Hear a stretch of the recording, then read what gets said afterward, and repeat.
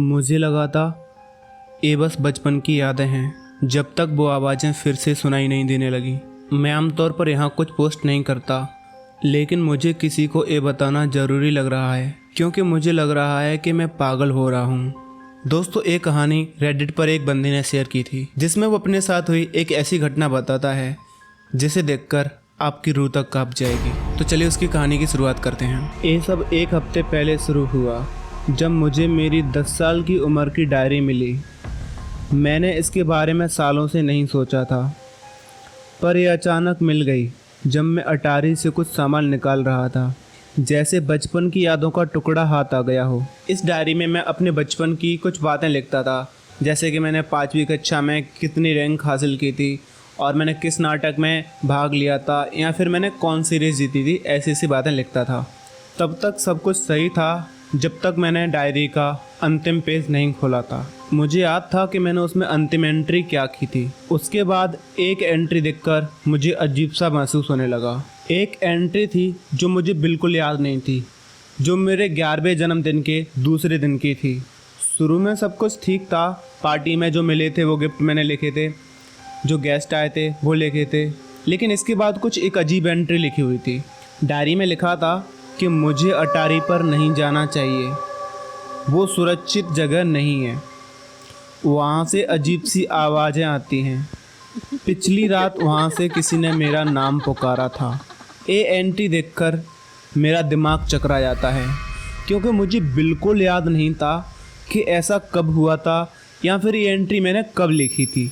इस कहानी में इस लड़के का नाम हम कुछ रख लेते हैं। उस स्टोरी में इसका कुछ नाम नहीं था, तो इसका नाम हम रख लेते हैं अमित। ठीक है। तो जब अमित ये सारी चीज़ें देखता है तो उसको ऐसा कुछ खास लगता नहीं है। वो सोचता है कि शायद मैं ये चीज़ें भूल गया होऊंगा। उसके बाद वो उस रात को अपने रूम में सोने आ जाता है, और उसका रूम अटारी के जस्ट नीचे था। जैसे कि ए रूम है उसका, और इसके ऊपर ए अटारी हो। अटारी मतलब छत के ऊपर का दूसरा कमरा होता है बस। तो अमित जब रात में अपने रूम में सो रहा होता है, तो उसको अटारी की छत से कुछ आवाज़ें आने लगती हैं, जैसे कि कोई वहाँ पर चल रहा हो, या फिर किसी भारी चीज़ को ऐसे घसीट रहा हो बहुत जोर लगा के।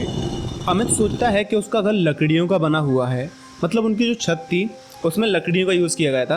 तो उसे लगा कि शायद किसी पुरानी लकड़ी की आवाज़ होगी। लेकिन धीरे धीरे ये आवाज़ कदमों की आवाज़ में बदल गई, जैसे कि कोई चल रहा हो। अमित को इस टाइम थोड़ा डर लग रहा था, और वो अपनी आंखें खोलकर छत की ओर देख रहा था। फिर कुछ टाइम तक ऐसा होता है, और उसके बाद अमित को नींद आ जाती है, तो वो सो जाता है। अमित दूसरे दिन अपने कमरे में सोने जाता है, और उसके बाद वो फिर से डायरी पढ़ने लगता है।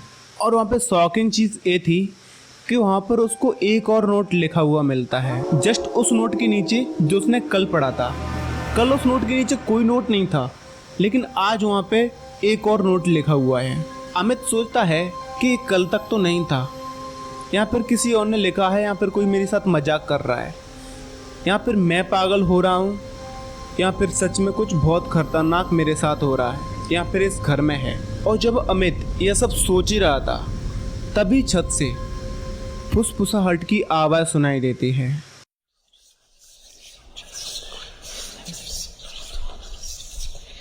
और उसके बाद वो फुसफुसाहट की आवाज़ कदमों की आवाज़ में बदल जाती है, और उसको फिर पिछली रात की तरह ऐसा लगने लगता है जैसे कि कोई इंसान किसी चीज़ को बहुत ज़ोर से घसीट रहा हो, और उसको वो घसीटने की आवाज़ बिल्कुल क्लियर सुनाई देती है।